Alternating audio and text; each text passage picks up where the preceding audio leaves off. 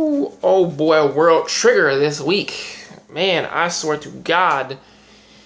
The Kuma versus Cole battle, that shit was intense. Especially because, well, now, for one, it's like he pretty much had to do everything in his power to pretty much take down Cole. And that is to take him to an environment in which that he never fought before. And honestly, what is probably the only environment, or at least like the only two other environments in which that you can fight that guy on to where you have somewhat of an advantage. If not the air, it has to be the water, because on the ground he is a badass, or at least like he's like now he has every one of the best border members like underneath his belt.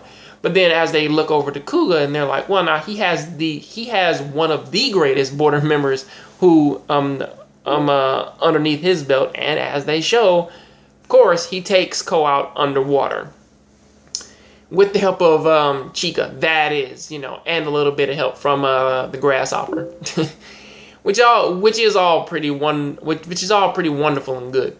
But then it cuts over from that to going back over to the battle between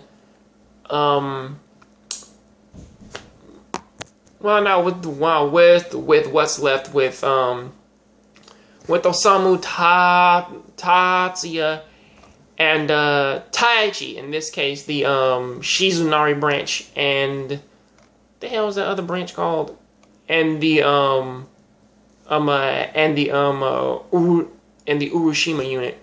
Like, watching them go up, or at least like watching like the gun battle break down there, it's actually, it was too militaristic, but like the good commentary there was like, well, now she could win if she were to turn her focus over to Osamu and just slowly wear him down, but then that man would like leave her back open for like the Suzunari group to pretty much sneak up and actually take her up, or at least like take her down from behind, which that, to be fair, Tatsuya and Taichi were possibly like her biggest threats all the way up until when she took out Taichi. But slowly after, like, really, I really can't comment too heavily upon this, because it's one of those series in which that like everything was just quick and on demand to the point of throwing in like a whole bunch of environmental changes and having all these crazy battles play out and whatnot.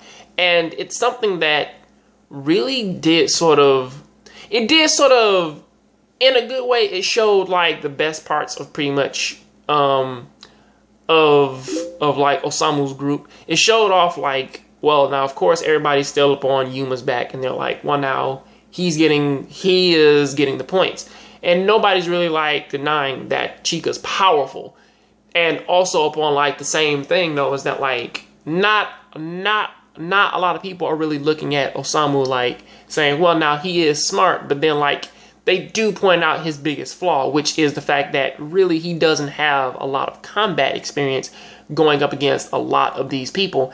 And I would say that they're right there, because really, how many times has he really gone up against somebody who pretty much like fought the same way as him, except for maybe Kyosuke? So really, that is sort of the problem here. And yes, I will admit, like, the guy, he was smart to have Chika cover him and then destroy the bridge and sort of use his brains and whatnot. Man, to sort of slow most of his enemies down, or at least slow Natsu and Tatsuya down.